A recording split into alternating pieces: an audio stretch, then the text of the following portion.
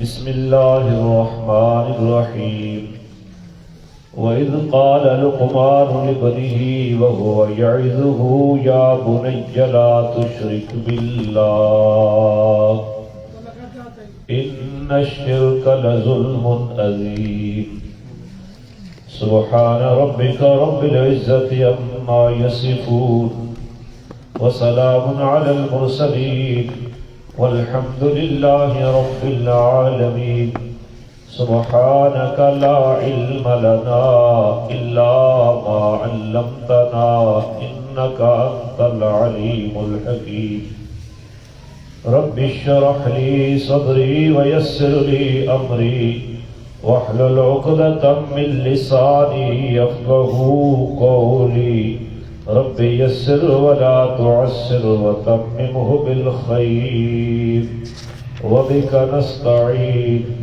اللهم إنا نسألك علما نافعا ورزقا واسعا وعملا متقبلا اللهم صل على سيدنا محمد وعلى آل سيدنا محمد أفضل صلواتك بعدد معلوماتك وبارك وسلم اللهم صل على محمد النبي الأمي وعلى آله وسلم تسليما 21ویں پارے کا 11واں رکوع سورہ لقمان کی آیت نمبر 12 669 نمبر صفحہ ہے.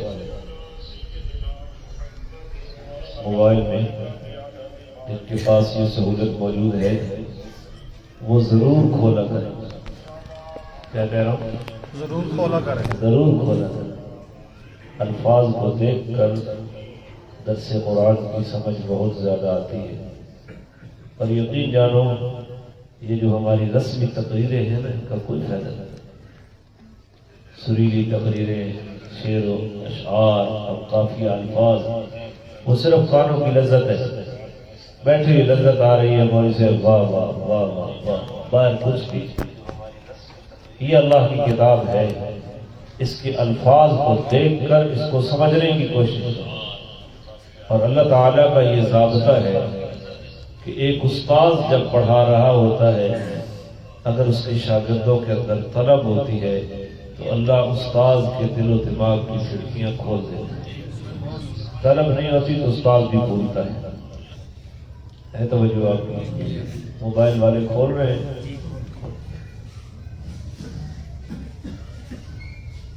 یہی لقمان کا تذکرہ ہے اور اس سورت کا پورا نام لقمان ہے. لقمان کے بارے میں جمہور کا موقف یہ ہے کہ وہ نبی نہیں تھے، اللہ کے برگزیدہ ولی تھے. اللہ تعالیٰ نے ان کا تذکرہ اس صورت میں کیا. ہاں کچھ علماء کہتے ہیں کہ وہ نبی تھے، لیکن جمہور اس طرف ہے، اکثریت اس طرف ہے امت کی کہ وہ نبی نہیں تھے بلکہ کیا تھے؟ پھر اللہ تعالیٰ نے جو ان سے باتیں کی، نبی سے جو بات ہوتی ہے تو اس کو تو وحی کہتے ہیں، اور ولی سے جو بات ہوتی ہے اس کو الہام کہتے ہیں. کیا کہتے ہیں؟ الہام. تو یہاں نبی نہ ہو تو الہامی باتیں ہوتی ہیں. پچھلی 2 آیات کے اندر آیت نمبر 10 اور آیت نمبر 11 کے اندر اللہ تعالیٰ نے پوری کائنات کو رکھا کہ یہ میری خلق ہے. ھذا خلق اللہ فارونی ماذا خلق الذین من دونہ. اللہ کے علاوہ جن کو تم مشکل کشا حاجت روا سمجھ کر پکارا کرتے ہو، مجھے بھی بتاؤ کہ انہوں نے کیا پیدا کیا. یہ سب کچھ کس نے پیدا کیا؟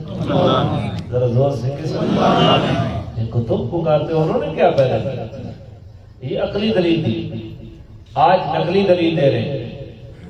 یہ دعوت جناب محمد رسول اللہ صلی اللہ علیہ وسلم.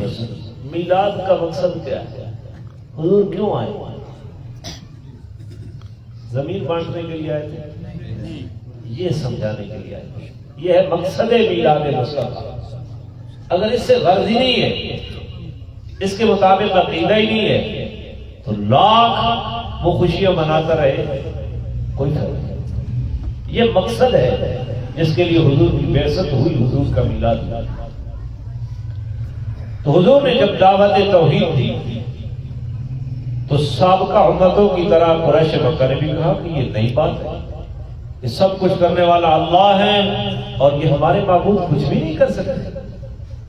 اللہ تعالیٰ نے قرآن میں یہاں سورہ لقمان میں جو بات، آسمانوں کو اس نے پیدا کیا، بغیر ستون کے پیدا کیا، زمین کو پیدا کیا، اس کے اوپر بوجھل پہاڑ رکھے، اس کی حرکت کو کنٹرول کرنے کے لیے اس کے اندر جانداروں کو پھیلایا، بارش برسائی، اس سے نباتات اگائے جس سے تیری روزی کا سامان ہے، یہ سب کچھ اللہ کی خلق ہے جن کو تم اس کے سوا پکارتے ہو، مجھے دکھاؤ انہوں نے کیا پیدا کیا۔ تو فرمایا بل الظالمون فی ضلال مبین، یہ واضح گمراہی کے اندر ظالم لوگ مبتلا ہیں۔ یہ عقلی دلیل دی اور انہیں یہ سمجھایا کہ آج جو محمد رسول اللہ فرما رہی ہیں کہ اللہ سے سب کچھ ہونے کا یقین ہمارے دل میں آ جائے، یہ بات نئی نہیں ہے، یہ بات نئی نہیں ہے۔ تمام نبیوں کی دعوت یہی ہے جو امام الانبیاء دعوت دے رہی ہے، اور عقلی طور پر بھی اگر استدلال کیا جائے تو دعوت یہی ہے کہ سب کچھ کرنے والا کون ہے؟ اللہ۔ لہذا مشکلات میں بندہ الجھے تو پکارے کس کو؟ اللہ۔ حاجات پیش آئے تو اپنی حاجتوں کا سوالی کس کے آگے بنے؟ اللہ۔ جبینے نیاز جھکے تو کس کے آگے؟ اللہ۔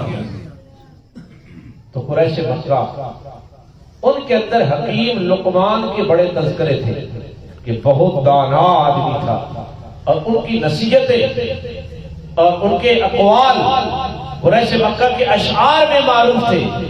تو اللہ تعالیٰ نے قریش مکہ کو سمجھانے کے لیے جس کو تم دانا کہتے ہو نا اپنی زبان سے، اس کی دعوت بھی یہ تھی لا تشرک باللہ۔ اس کی دعوت بھی کیا تھی؟ اللہ کے سوا کوئی۔ اس کو بطور عقلی دلیل دی، یعنی جسے تم عقلی طور پر سمجھتے ہو کہ وہ دانا ہے، وہ حکیم ہے، وہ قابل اتباع ہے، وہ بھی اس بات کے اوپر متفق ہے جو جناب محمد رسول اللہ سے آئی۔ بات سمجھیے، اللہ نے اس کو بطور دلیل دیا۔ اب تو وَلَقَدْ آتَيْنَا، بے شک ہم نے دی لقمان الحکمہ، لقمان کو حکمت عطا کی۔ کون کہہ رہا ہے؟ اللہ۔ اللہ کہہ رہے ہیں لقمان کو جو دانائی، جو فہم، جو بصیرت، جو ذکاوت تھی وہ ہم نے دی۔ دینے والا کون ہے؟ اللہ۔ انشکر للہ، اور ہم نے کہا کہ اللہ کا شکر ادا کرو۔ کیا کرو؟ اللہ کا شکر ادا، اللہ کا شکر ادا کرو اس بات کے اوپر۔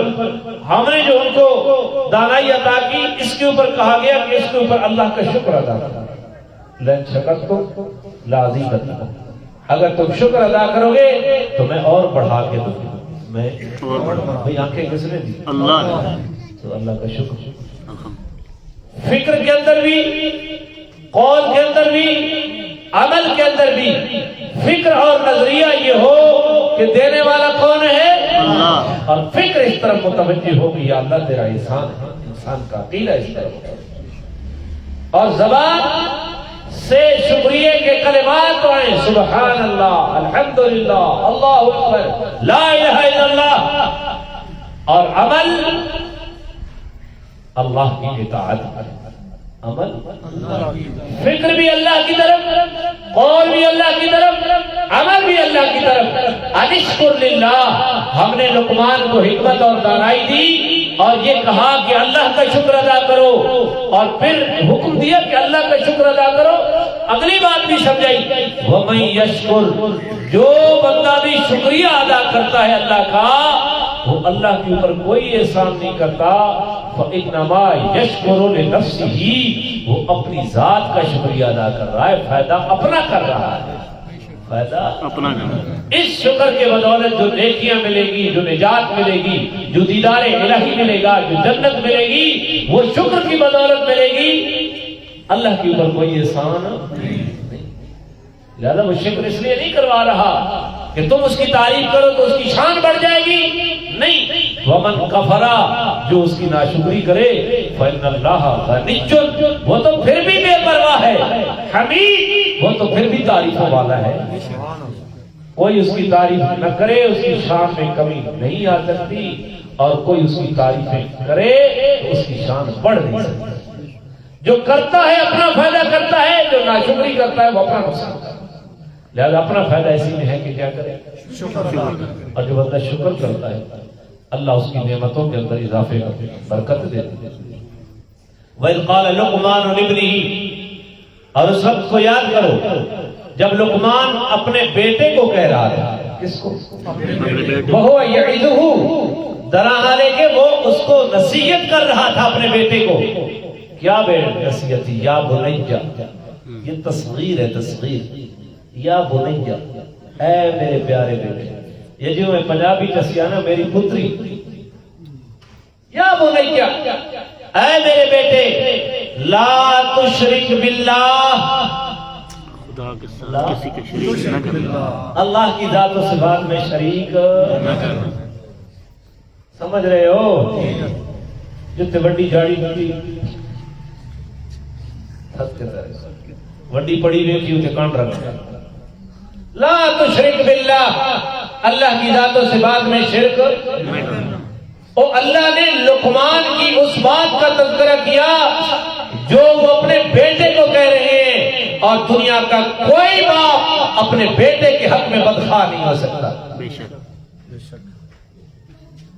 اگر اتنا بڑا مسئلہ نہ ہوتا تو لقمان بیٹے کو کہتا، چلو میں آپ کو تو سمجھا رہا ہوں، تو میرے بیٹے تو نہیں ہو نا، لیکن مطلب بیٹے کو تو وہی بات کہتا ہے نا جو خیر خائی کے اوپر مبنی ہوتی ہے۔ لقمان نے بیٹے کو کہا لا تشرک باللہ۔ ہمارے حاجی بہادر خان سے اللہ ان کی قبر کو روح سے بھرے، رائمنڈ اجتماع پہ اکٹھے تھے، مولانا عمران صاحب کے والد، بہت نیک آدمی تھے۔ وہ کہتے میں نے سنا ہوا حدیث کہ جب بیت اللہ کے اوپر پہلی نظر پڑے تو جو دعا کی جائے وہ قبول ہوتی ہے۔ یہ امیر سلطان صاحب کے ماموں تھے، سگے ماموں تھے۔ تو کہتے ہیں گاڑی کے اندر حج پہ میں جب گیا تو گاڑی کے اندر جب پہلی نظر پڑی تو یہ حدیث میرے ذہن میں آئی، اور میں نے دعا مانگی اللہ میری نسل کو شرک سے بچا، میری نسل کو۔ یہ بہت بڑا گناہ ہے، شرک آ گیا۔ اللہ کہہ رہے ان اللہ لا یغفر ان یشرک بہ ویغفر ما دون ذلک لمن یشاء، ہر گناہ اپنی مرضی سے بخش دے گا لیکن اللہ مشرک کو کبھی نہیں بخشے گا۔ اللہ نے مشرک کے اوپر جنت کو حرام کرا دیا۔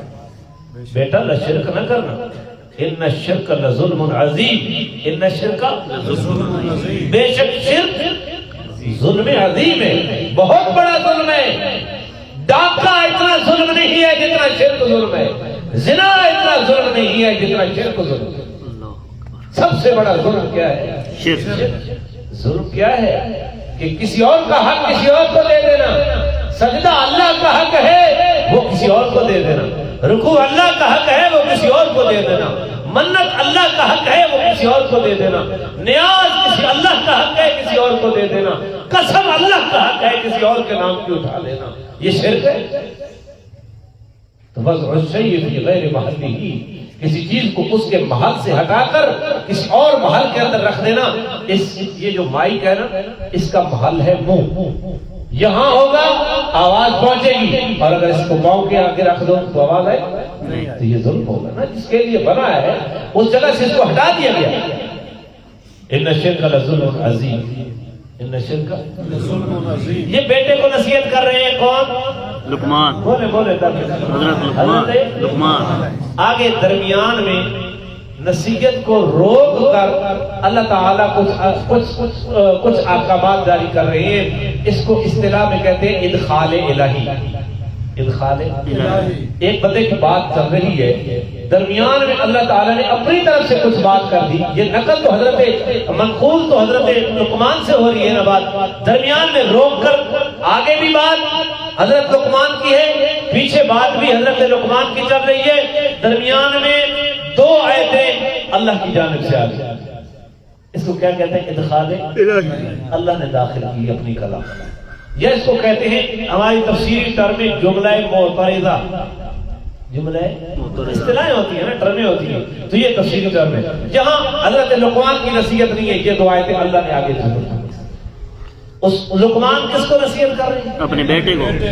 اللہ فرما رہے ہیں وَوَصَّيْنَا الْإِنسَانَ، ہم نے انسان کو نصیحت کی ہے بِوَالِدَيْهِ کہ ماں باپ کے ساتھ حسن سلوک کرے، حَمَلَتْهُ أُمُّهُ وَهْنًا عَلَى وَهْنٍ، اس انسان کی ماں نے اس کو کمزوری کے اوپر کمزوری سے اٹھایا ہے، تکلیف کے اوپر تکلیف سہ کر اٹھایا ہے۔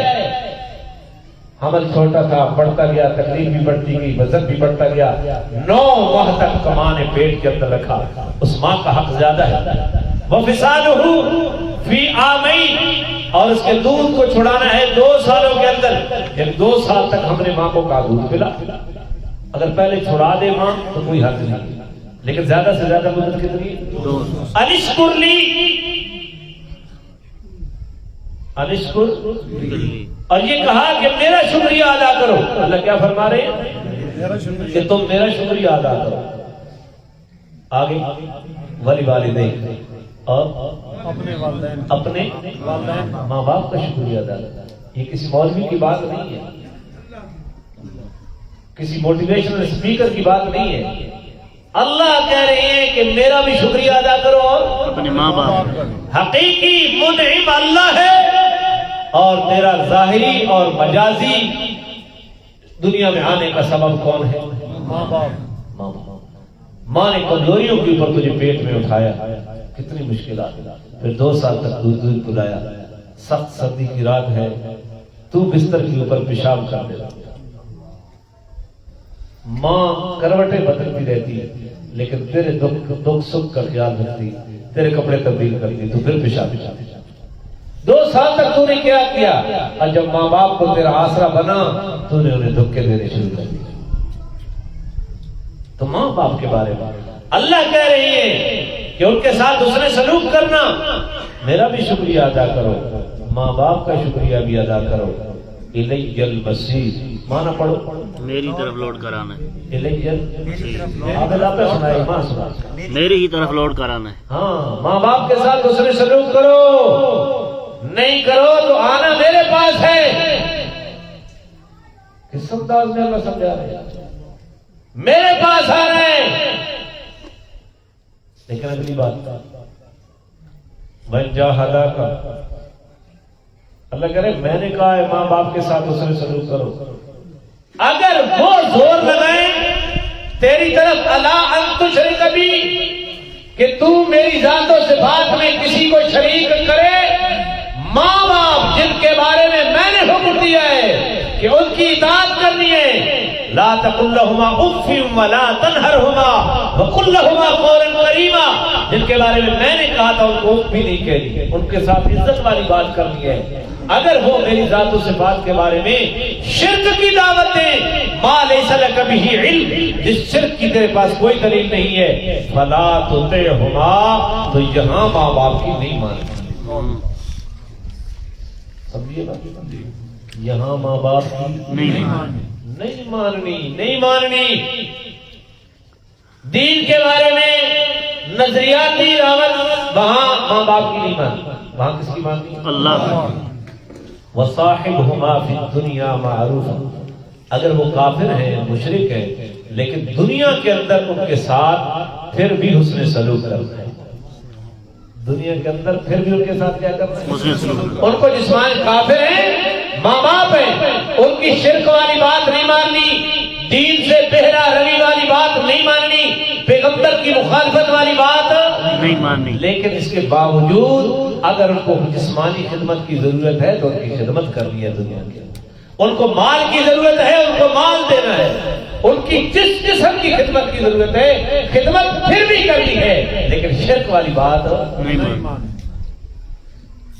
ہمارے قریب زمانے میں حضرت مولانا عبید اللہ سندھی رحمہ اللہ گزرے، یہ سکھ کی اولاد مسلمان ہوئی، اس کے بعد انہوں نے علم دین پڑھا اور ایک انقلابی شخصیت تھے مولانا عبید اللہ سندھی کے افکار پڑھو۔ ان کی ماں سکھ تھی، مسلمان نہیں ہوئی، یہ ماں نے ان کو بھیجا، بہت خدمت کیا کرتے تھے ماں کی، ماں نے بھیجا کہ بازار سے سودا سرف لے آؤ، کھانا پکانے کے لیے، یہ گئے مسجد میں، نماز کا ٹائم ہو گیا، پہلے نماز پڑھنے لگے، پھر سودا لینے کے لیے آئے، واپس آئے تو ماں نے کہا بہت دیر کر دی ہے، ماں نے جوتوں سے مارنا شروع کر دیا، انہوں نے اف بھی نہیں کی، ماں مارتی رہی، انہوں نے اف بھی، اللہ نے ایمان نصیب نہیں کیا، سکھ ہونے کی حالت میں پہنچے۔ وہ کافر ہیں تب بھی خدمت کرنی ہے، لیکن شرک والی بات اگر ماں باپ بھی کہیں تو ماننے کی اجازت نہیں ہے۔ سنی، ماں باپ کہیں قرآن نہ سیکھنا سیکھنا ہے، نہیں مانی، یہ بات نہیں مانی۔ ماں باپ کہیں حدیث نہ سیکھ، یہ بات نہیں مانی، لیکن یہاں بھی توہین نہیں کرنی، توہین بس اپنا پروگرام جاری رکھنا ہے، یہ نہیں مانی، لیکن ان کو تیری خدمت کی ضرورت ہے، تیری قسم قسم کی محتاجی پیش آ جائے، ان کے ساتھ پھر بھی اسلوب کرنا ہے۔ تو دین کے بارے میں کس کی بات ماننی ہے؟ وَاتَّبِعْ سَبِيلَ مَنْ أَنَابَ إِلَيَّ، اس کی تابعداری کرنی ہے جو میری طرف رجوع کرتا ہے، اس کے رستے کی۔ ادھر کیا معنی لکھا ہے مجھے پڑھ کے سنا؟ اور جو شخص میری طرف رجوع لائے اس کے رستے پر چلنا۔ وہی بات ہے،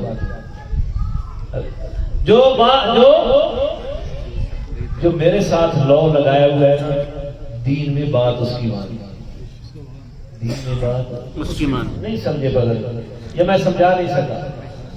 دین کے معاملے میں ماں باپ کی بات نہیں ماننی، اگر وہ گمراہ ہیں تو، اگر وہ ماں باپ ولی ہیں تو دین میں بھی وہی پیرو ہے، وہی مقتدا ہیں، لیکن اگر وہ دیندار نہیں ہے تو ان کی بات نہیں ماننی۔ دین میں کس کی بات ماننی ہے؟ جس نے مجھ سے لو لگائی ہوئی ہے، دین میں موحد کی بات ماننی ہے۔ اب آپ سے میں ایک سوال کرنا چاہتا ہوں، اپنی عقل سے دین نہیں سیکھنا، اپنی زور مطالعہ سے دین نہیں سیکھنا۔ اللہ دعوت دے رہے ہیں وَاتَّبِعْ سَبِيلَ مَنْ أَنَابَ إِلَيَّ، دین کے معاملے میں اس آدمی کے رستے کے پیچھے چلنا ہے جس نے مجھ سے لو لگائی ہے۔ تو علماء کی تابعداری آئی اس میں نہیں، اولیاء کی تابعداری آئی ہے نہیں، لہذا یہ کہنا کہ ہم کیوں کسی کے پیرو کریں، ہم خود پڑھ لیں گے، نہیں۔ اگر کسی بندے کا ذاتی مطالعہ اس نتیجے پر پہنچا ہے جو امت کے اکابرین کے خلاف ہے، تو قرآن کی یہ آیت کہہ رہی ہے کہ امت کے اکابرین کے خلاف چلنے کی اجازت ہے۔ وَاتَّبِعْ سَبِيلَ مَنْ أَنَابَ إِلَيَّ، ابو حنیفہ سے آگے جانے کی ضرورت نہیں ہے، ابو بکر صدیق سے آگے جانے کی ضرورت نہیں ہے، عمر سے آگے جانے کی ضرورت نہیں ہے۔ تیرا زور مطالعہ جتنا بڑھ جائے، وَاتَّبِعْ سَبِيلَ مَنْ أَنَابَ إِلَيَّ، اور یہی دلیل ہے تقلید کی۔ اتباع اور تقلید میں کیا فرق ہے؟ کر کے کوئی دکھائے، اگر وہ فرق کرے گا تو ہم پوچھیں گے کہ دلیل کیا ہے؟ دلیل اگر اس کی رائے ہوگی یا لغت ہوگی تو ہم تیرے مقلد نہیں ہیں کہ تو اپنا مقلد بنانا چاہتا ہے۔ وَاتَّبِعْ سَبِيلَ مَنْ أَنَابَ إِلَيَّ، جنہوں نے سمجھ لی تھی وہ سمجھ گئے۔ اس آدمی کی تابعداری کرنی ہے، ایک بندہ دین سکھا رہا ہے، ماں باپ دین سے روک رہے ہیں، یہاں ماں باپ کی نہیں ماننی، دین والی وہاں اس کی بات ماننی۔ یہ میں نہیں کہہ رہا، مطلب تجھے کے بعد مولوی ولایت ہے، قرآن تمہارے سامنے ہے، ترجمہ تمہارے سامنے ہے، غلط مفہوم اٹھ کے کھڑے ہو جائیں کہ آپ غلط کہہ رہے ہیں۔ قرآن دعوت دے رہا ہے کسی اور کی اتباع کی، وہ کون ہے جس نے اپنی لو کس کے ساتھ لگائی ہے؟ وہ حضرت باہو تھے، وہ حضرت علی حجویری تھے، وہ حضرت شیخ عبد القادر جیلانی تھے، وہ اہل بیت عزام تھے، وہ صحابہ کرام تھے، ان کے نقشے قدم پر چلو۔ رائے مائے کچھ نہیں ہے کہ میری یہ رائے ہے، نہیں، دین میں تیری رائے کا اعتبار نہیں ہے، دین میں اللہ والوں کی رائے کا اعتبار ہے۔ بے شک وَاتَّبِعْ سَبِيلَ، ماں باپ کی نہیں ماننی، دین کے معاملے میں اہل علم علماء صلحاء کی ماننی ہے۔ ثُمَّ إِلَيَّ مَرْجِعُكُمْ، پھر تمہارا لوٹنا میری طرف ہے، فَأُنَبِّئُكُمْ بِمَا كُنتُمْ تَعْمَلُونَ، جو کچھ تم کیا کرتے تھے میں تمہیں اس کی پوری خبر کر دوں گا کہ تم نے یہ کیا، یہ کیا، یہ کیا، یہ کیا۔ یہ تھے ادخال الہی۔ اب پھر حضرت لقمان کی بات آ، دو آیتوں کے یا بنی میرے بیٹے اب پیچھے آ جاؤ، دو آیتوں کو چھوڑ دو، پیچھے آ جاؤ. وَإِذْ قَالَ لُقْمَانُ لِابْنِهِ، جب لقمان نے اپنے بیٹے کو کہا، وَهُوَ يَعِظُهُ، وہ کہنے کی کیفیت نصیحت کی تھی، یا بنیا، اے میرے پیارے بیٹے، لا تشرک باللہ، اللہ کی ذاتوں سے بات میں کسی کو شریک نہیں کرنا، ان الشرک لظلم عظیم، بے شک شرک کیا ہے؟ بڑا ظلم ہے، ظلم عظیم ہے. ظلم عظیم ہے. دو آیتیں چھوڑ دو، یہ درمیان میں اللہ تعالیٰ نے اپنی طرف سے کر. اب سلمان کی بات آ رہی. یا بنیا، اے میرے بیٹے، انہا، بے شک وہ بری خصلت، ہاں ضمیر خصلت کی طرف ہے، یا وہ نیکی، انہا ان تکو مثقال حبۃ من خردل، اگر وہ چیز نیکی ہے یا وہ برائی ہے، وہ رائی کے دانے کے برابر ہے. کتنی ہو؟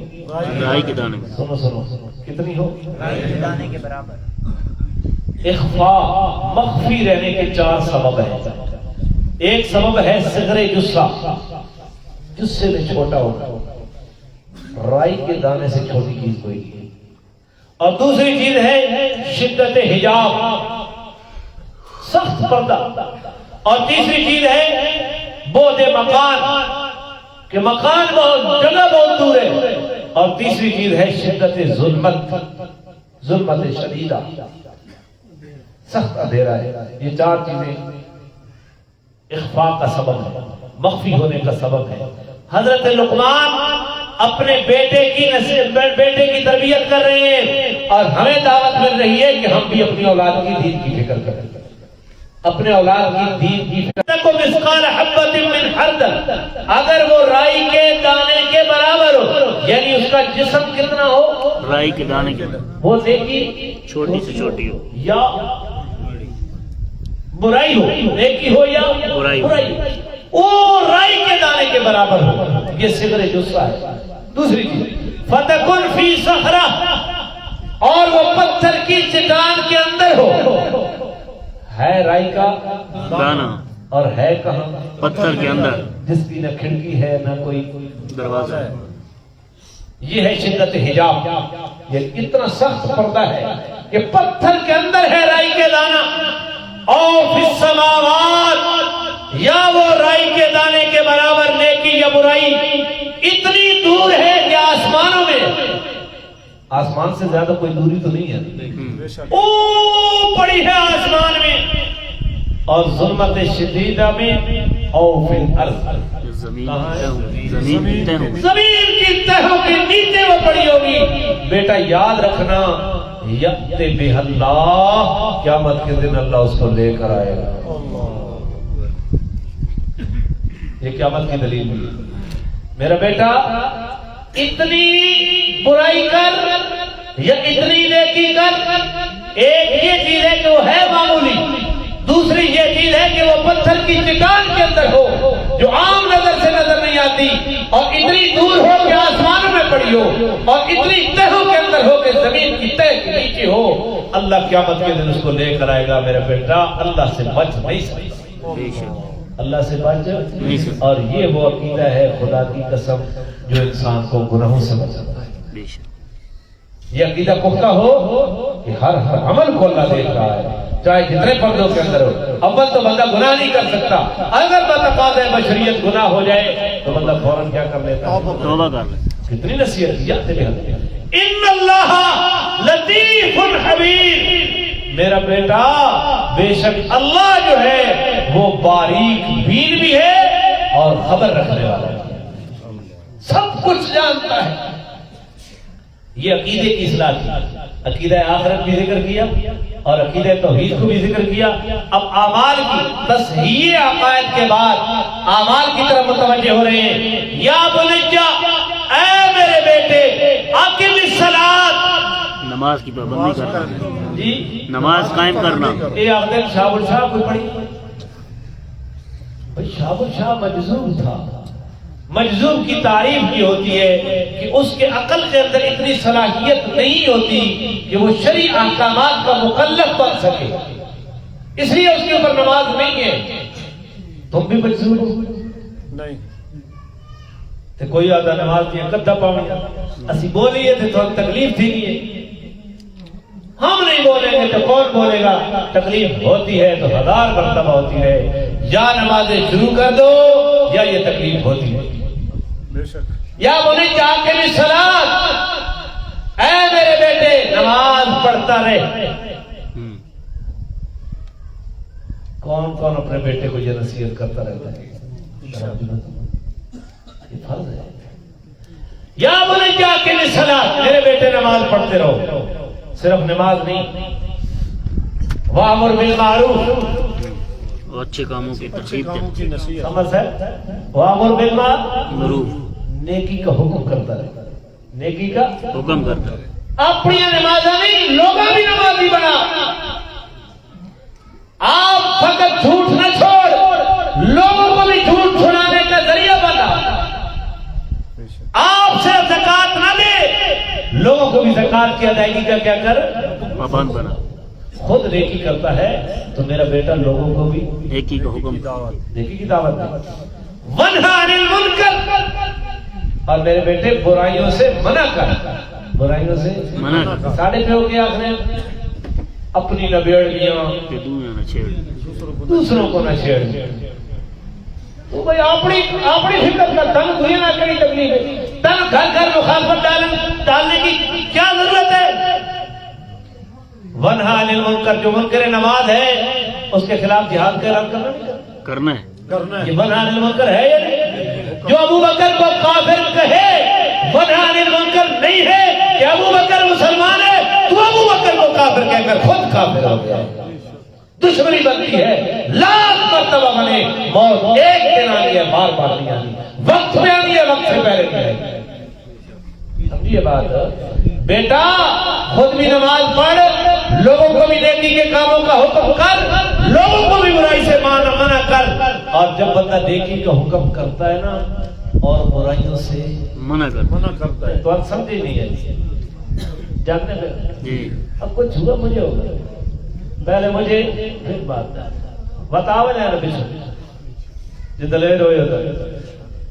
میرا بیٹا جب آپ نیکی کا حکم نماز اپنی پڑھنا ہوتا ہے کہیں تڑیے نماز ہے تو کہیں تکلیف کوئی نہیں، لیکن جب تو لوگوں کو دعوت دے گا، لوگوں کو برائیوں سے روکے گا، لوگوں کو غلط عقیدے سے روکے گا تو پھر دشمنی پیدا ہوگی، پھر کیا ہوگی؟ دشمنی پیدا، پھر تکلیفیں ہوگی، پھر گمنام درخواستیں بھی آئیں گی اور بہنیں بھی آ سکتی ہیں۔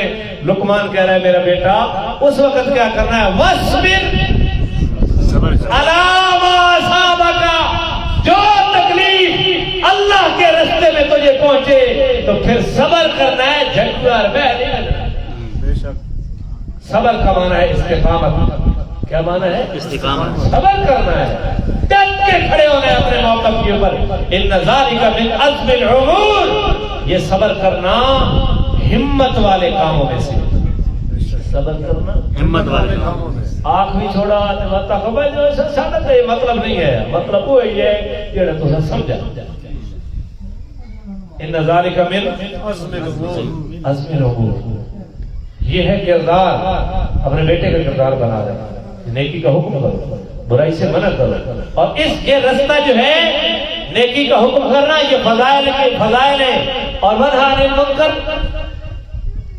یہ ڈرامہ ہے۔ یہ دونوں کام جب کرو گے تو پھر تکلیفیں آئیں گی، بستر چار کے باہر ہوگا۔ وَاصْبِرْ عَلَىٰ مَا أَصَابَكَ إِنَّ ذَلِكَ مِنْ عَزْمِ، سارے نبیوں کے ساتھ ہی ہوئی، لیکن سارے پہ آگے بھائی جناب تو آن کیڑی ہے، تو آپ ہی اللہ نہ کرنا، لوگوں کی تکلیف ہے، یہ دین نہیں ہے، لوگوں کی ہدایت کی فکر کرنا ہے، لوگوں کو برائیوں سے روکنا ہے۔ من رأى منكم منکرا فلیغیرہ بیدہ، حضور نے فرمایا جو آدمی برائی دیکھے پہلا درجہ ہے کہ اس کو ہاتھ سے تبدیل کرے۔ صاحب اقتدار ہے ہاتھ سے تبدیل کر سکتا ہے، استاد ہے شاگرد کی برائی ہاتھ سے تبدیل کر سکتا ہے، والد ہے تو اولاد کی برائی ہاتھ سے تبدیل کر سکتا ہے۔ فَإِن لَّمْ يَسْتَطِعْ فَبِلِسَانِهِ، اگر اس کی طاقت نہیں ہے تو زبان سے برائی کو روکے۔ عالم ہے، واعظ ہے، مبلغ ہے تو منبر سے آواز اٹھائے یہ کام غلط ہے۔ وَإِن لَّمْ يَسْتَطِعْ فَبِقَلْبِهِ، اگر زبان کی طاقت نہیں ہے تو دل سے برائی کو برائی سمجھے۔ دل سے برائی سمجھے. اب میں بتاؤں دل سے علماء نے اس کی تشریح کی ہے. دل سے برائی کو برائی سمجھنا یہ ہے کہ جہاں غلط عقیدے کی بات ہو رہی ہو وہاں نہ جائے، جہاں غلط مجلس ہو غلط محفل ہو وہاں نہ جائے، اور جہاں غلط رواج ہو رہا ہو وہاں ان میں شریک نہ ہو. یہ اگے ڈھول ہونا گاڑیاں پیچھے ہو اسی کی بات چھو اسی پیچھے پیچھے ہیں تو نہ ہونا وہاں نہ جاؤ. یہ دل میں برا جاننا ذالک اضعف الایمان او کما قال علیہ الصلوۃ والسلام، یہ ایمان کا کمزور ترین درجہ ہے. یہ ایمان کا کمزور ترین درجہ ہے. ولا تصعر میرا بیٹا ولا تصعر خدک للناس، لوگوں کے سامنے گالیں مت کھلا. اکڑ نہیں اکڑ نہیں. یہ فیس بک آڑ دیکھے گا وقت انہوں نے سٹیٹس پڑھ کر وقت سٹیٹس پڑھ کے وقت انہوں نے کردار میں کر کردار میں کے وقت انہوں نے تحریر ہوتے پڑھی کر بات ساری سمجھ آئے ویسے بیکری ہے. بیٹا اکڑنا نہیں ہے، لوگوں کو حقیر نہیں سمجھنا، لوگوں کو حقیر نہیں سمجھنا. اے چڑیا او فلانے 4 ٹکے ملازم ختم ہو جائے گا اللہ کے ہاں. کلکم ابناء آدم، سارے کس کے بیٹے؟ آدم من تراب، آدم مٹی سے بنائے. لا فضل للعربی علی العجمی ولا للعجمی علی العربی الا بالدین اقوام الا بالدین والتقوی. کسی عربی کو عجمی پر فضیلت نہیں ہے، عجمی کو عربی پر فضیلت نہیں ہے. فضیلت ہے تو دین کی بنیاد پر اور تقوی کی بنیاد پر، رنگ اور نسل کی بنیاد پر فضیلت نہیں. رنگ اور نسل کی بنیاد پر فضیلت نہیں ہے. میں اگے بھی آتا رہا بل کیڑا بندہ وہ ہاتھ کھڑا کرے گا میں آوانا نے گھر جمع اپنی مرضی نہ جمع کوئی ہے کوئی نہیں. کوئی چودھری نے گھر جمع نہ بردارہ نے گھر جمع زردارہ نے گھر جمع واقع میں اپنی مرضی نہ جمع.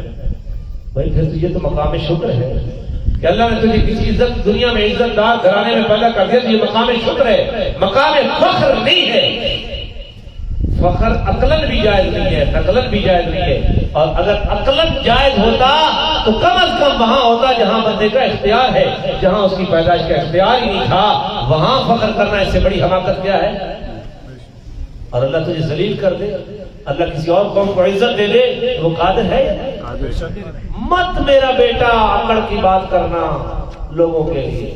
ولا تمشي في الارض مرحا، میرے بیٹے زمین کے اندر اکڑ کرنا چاہیے. ہاں اکڑ کرنا. چلو میرا بیٹا تیری چال اکڑنے والی نہیں ہو.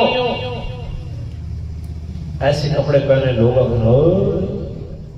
جوتی لوگوں کو دکھانے کے لیے جس سے تکبر جھلکتا ہو، نہیں میرا بیٹا اس طرح کی چال نہیں چاہیے. ان اللہ لا يحب كل مختال فخور، بے شک اللہ جو ہے وہ اکڑنے والے اور فخر کرنے والے کو دوست نہیں رکھتا. اللہ اس سے محبت نہیں کرتا. مختار کہتے ہیں جس کے دل کے اندر اکڑ موجود ہو، اور فخور اس کو کہتے ہیں جو زبان سے تکبر والے جملے کہتے ہیں. جو فخر کرتا ہے اور جو دل سے کرتا ہے، اپنے آپ کو بڑا سمجھتا ہے، دوسروں کو حقیر سمجھتا ہے، اللہ اس کو پسند نہیں کرتا. جس کو اللہ نہیں پسند کرتا وہ کہا لے گا. آگے چلو. وقصد فی مشیک، میرا پیغمبر اپنی چال کے اندر میانہ روی اختیار کر لے. میرا بیٹا اپنی چال کے اندر اعتدال. میانہ روی عاجزی کے ساتھ. حضور یوں چلتے تھے گویا پہاڑ سے اتر رہے ہیں. پہاڑ سے اترنے والے کی نظریں کہاں ہوتی ہیں؟ نیچے زمین کی طرف. اس طرح چلا کرتا تھا، سر جھکا کے چلا کرتا تھا. میرا بیٹا مقصد فی مشیک، تیری چال میں میانہ روی ہو. ایسی چال بھی نہ ہو کہ دوڑتا ہوا جا رہے لوگ ڈانس سمجھیں، اور ایسی آہستگی والی چال نہ ہو کہ لوگ بیمار سمجھیں. نہیں، اپنی چال میں اعتدال. وَغْضُضْ مِنْ صَوْتِكَ، وَغْضُضْ من صوتک، کیا معنی ہے؟ بولتے وقت آواز نیچی رکھنا. اپنی آواز کو نیچی رکھنا. بس میرا بیٹا گل کر لیا بیٹا چھکی. مٹھی دے مطلب نہیں بھائی سب سن لی. جتنی ضرورت ہے اتنی آواز بلند کر، جتنی امام کے پیچھے نمازی 4 کھلے تو سبھی کرو تو کھولی کھا، وہی 4 نمازی ہیں جتنی آواز 4 تک پہنچے، 100 نمازی ہیں جتنی آواز 100 تک پہنچے۔ بات کرنی ہے ایک آدمی کے ساتھ تو ایسا، 2 کے ساتھ ہے تھوڑی اور آواز، مجمع کے ساتھ ہے تھوڑی اور، جتنی ضرورت ہے۔ آج لاؤڈ سپیکر کا ظالمانہ استعمال اس طرح ہو گیا ہے کہ اندر کوئی سے ذکر اوپر کر رہا ہے، جڑے مسیحی دے نال گھر ہیں انہاں کو کچھ بتواڑی کی حالت ہے، وہاں مریض اس کو سکون نہیں ہے، وہاں سونے والوں کو سکون نہیں ہے، وہ مسجد والوں کو بدوائیں دیتے ہیں۔ اور لاؤڈ سپیکر آذان تو اس کے اوپر جائز ہے، کیونکہ آذان کے لیے حکم یہ ہے کہ اس کو دور دور تک پہنچایا جائے، آذان کے علاوہ لاؤڈ سپیکر کا استعمال یہ حرام ہے۔ لوگوں کو دور دور جتنی ضرورت ہے، مسجد کے اندر ضرورت ہے ڈیک لگا لو، مجمع زیادہ ہے، اگر مجمع تھوڑا ہے تو ڈیک کی بھی ضرورت ہے نہیں۔ وغضض من صوتک، آپ کو ایک اور بات بتاؤں، عقل مندی کی نشانی آہستہ بولنا ہے۔ جو بندہ آہستہ گفتگو کرتا ہے آہستہ آواز سے وہ عقل مند ہوتا ہے، اور جو آدمی گلا پھاڑ پھاڑ کر گفتگو کرتا ہے یہ اس کی خفت عقل کی علامت ہوتی ہے، وہ عقل میں کمزور ہوتا ہے، وہ عقل میں کیا ہوتا ہے؟ کمزور ہوتا ہے۔ وغضض من صوتک، میرا بیٹا اپنی آواز کو پست رکھ، ان انکر الاصوات لصوت الحمیر، بے شک کیا؟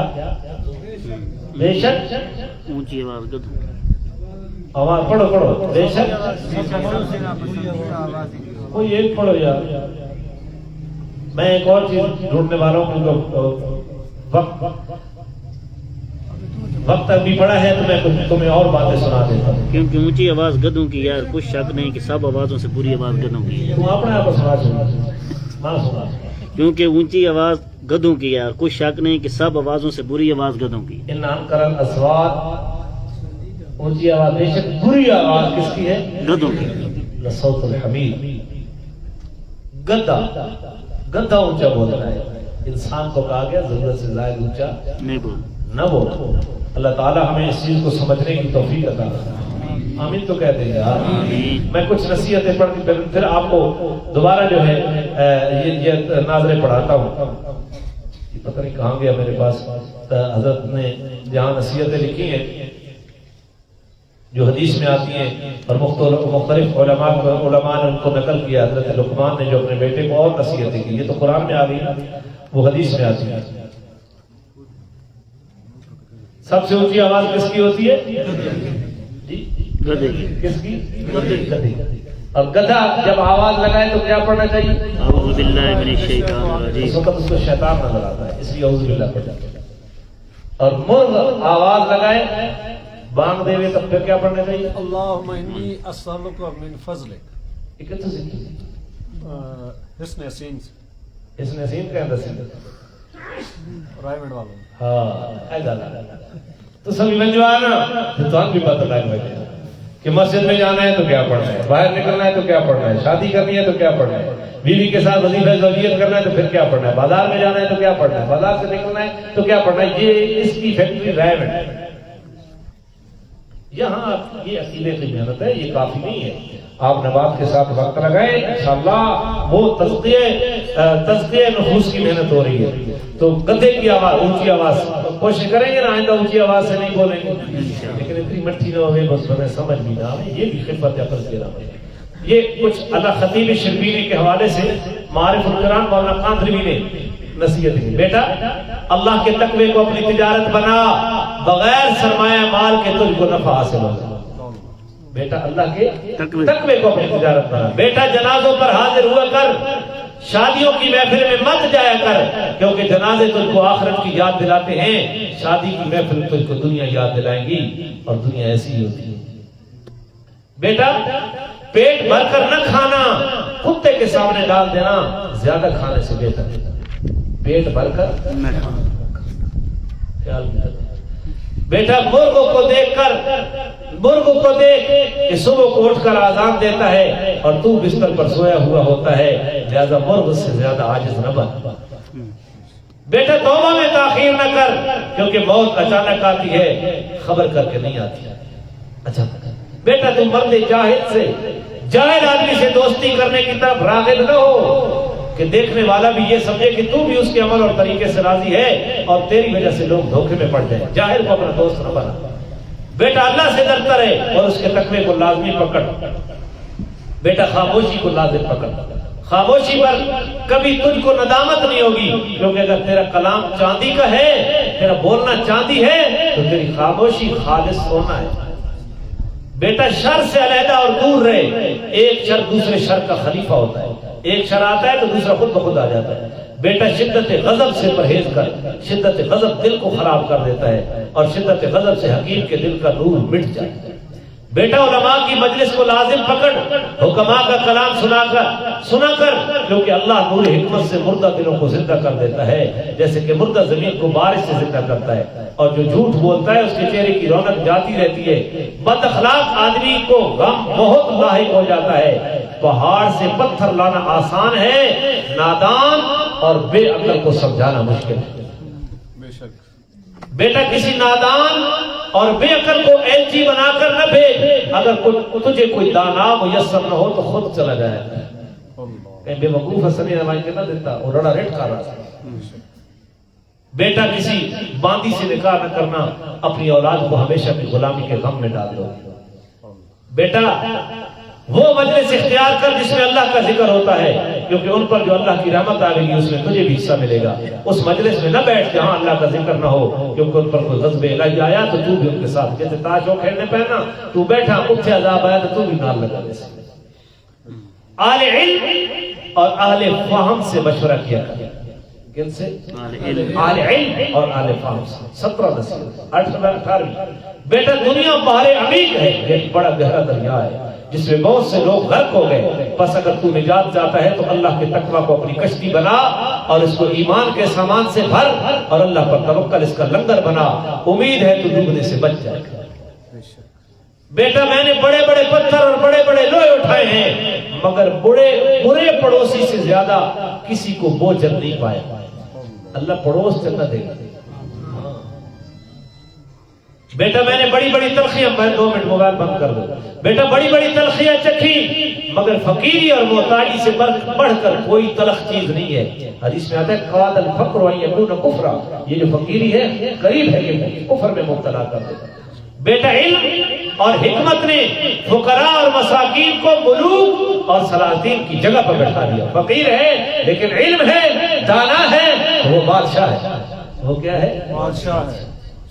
بیٹا تو ان لوگوں میں سے نہ ہونا، توجہ سب کی سبحان اللہ کہہ دیتی ہے۔ بیٹا تو ان لوگوں میں سے نہ ہونا جو اپنی تعریف کے طلبگار رہتے ہیں۔ ہوں کون بچہ ہے؟ ہوں تو سارے چسکا ہی لائک آڑا جان کوئی مل بندے بھامے وہ ہینگ کے لائک چاہیے ہوتا ہے، ہینگے نا اس نے فیس بک کے چڑھا دے بڑے لائک۔ بیٹا کیا کہا؟ ان لوگوں میں سے نہ ہونا جو اپنی تعریف کے طلبگار رہتے ہیں۔ بیٹا جب علم حاصل کرو تو اس پر عمل کرنے کی بھی پوری کوشش کرو، علم بغیر عمل کی کچھ بھی۔ بیٹا علماء اور نیک لوگوں کی صحبت کو لازم پکڑ اور ان کے سامنے بیٹھ تو 2 زانو ہو کر بیٹھ، اتحیات کی حالت میں علماء کے پاس بیٹھ۔ اے بیٹا سنو، یہ ایک اور بات ہے۔ اے بیٹا کسی سے دوستی کرنا مقصود ہو تو اس کا امتحان کر لو، اسے غصہ دلاؤ اور دیکھو کہ وہ غصے کی حالت میں تمہارے ساتھ کیا برتاؤ کرتا ہے۔ اگر وہ غصے میں انصاف کرتا ہے تو وہ دوستی کے لائق ہے، مگر نہ اسے دور ہو جاؤ، مگر نہ اسے۔ بیٹا قرضے سے بچنا، قرضہ دن میں ذلت اور رات میں فکر اور غم ہے، اللہ بچائے۔ بیٹا جب سے تو دنیا میں اترا ہے تو تیری پشت، جب سے تو دنیا میں آیا ہے تیری پیٹھ دنیا کی طرف ہے اور تیرا منہ آخرت کی طرف ہے، بس جس گھر کی طرف تو جا رہا ہے اس گھر سے کہیں زیادہ قریب ہے جس سے تو دور ہوتا جا رہا ہے۔ بیٹا زبان اللہم اغفر لی کا عادی بنا لے، اے اللہ مجھے بخش دے، کیونکہ دن رات میں ایک لحظہ ایسا ہوتا ہے کہ جس میں دعا رد نہیں ہوتی، لہذا ہر وقت یا اللہ معاف کر دے، یا اللہ معاف کر دے، یا اللہ معاف کر دے، اپنی زبان کو عادی بنا لے۔ بیٹا اللہ سے امید رکھ، اگر ایسی امید نہیں جو تجھے گناہوں پر جری اور دلیر بنا دے، اور اللہ سے ڈر، مگر ایسا ڈر نہ ہو جو تجھے اللہ کی رحمت سے نا امید کر دے۔ یہ 29 نصیحتیں ان کی تھیں. اللہ تعالیٰ ہمیں ان کے اوپر عمل پیرا ہونے کی توفیق عطا فرمائے. اور بھی بہت ساری نصیحتیں دوسری کتابوں میں موجود ہیں. پڑھ. اعوذ باللہ من الشیطان الرجیم. بسم اللہ الرحمن الرحیم. بسم اللہ الرحمن وَلَقَدْ آتَيْنَا وَلَقَدْ آتَيْنَا لُقْمَانَ الْحِكْمَةَ لُقْمَانَ أَنِ الْحِكْمَةَ اشْكُرْ لِلَّهِ عن الشكر لله وَمَن يَشْكُرْ ومن يشكر فَإِنَّمَا يَشْكُرُ فإنما يشكر لنفسه وَمَن كَفَرَ وما كفر فإن الله غني حميد. غني الحميد. وإذ قال لقمان وإذ قال لقمان لابنه وهو يعظه يا بني يا بني لا تشرك بالله لا تشرك إن بالله الشرك إن الشرك لظلم عظيم. لظلم عظيم. ووصينا الإنسان ووصينا الإنسان بوالديه حملته أمه وهنا على وهن على وهن وفصاله في عامين أن اشكر لي ولوالديك إلي المصير. وإن جاهداك على أن تشرك بي على أن تشرك بي ما ليس لك به علم ما ليس لك به فلا تطيعهما وصاحبهما في الدنيا معروفا واتبع سبيل من أناب إلي ثم إلي مرجعكم فأنبئكم بما كنتم تعملون. يا بني إنها تكن مثقال حبة من خردل فتكون في صخرة أو في السماوات أو في الأرض الله إن الله لطيف خبير. يا بني أقم الصلاة وأمر بالمعروف وانهى عن المنكر واصبر على ما أصابك إن ذلك من عزم الأمور. ولا تصعر خدك للناس ولا تمشي في الأرض مرحا إن الله لا يحب كل مختال فخور.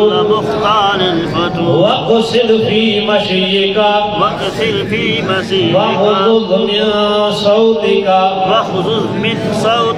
أنكر الأصوات لصوت الحميد. الحميد. دروازہ بند کر دیں.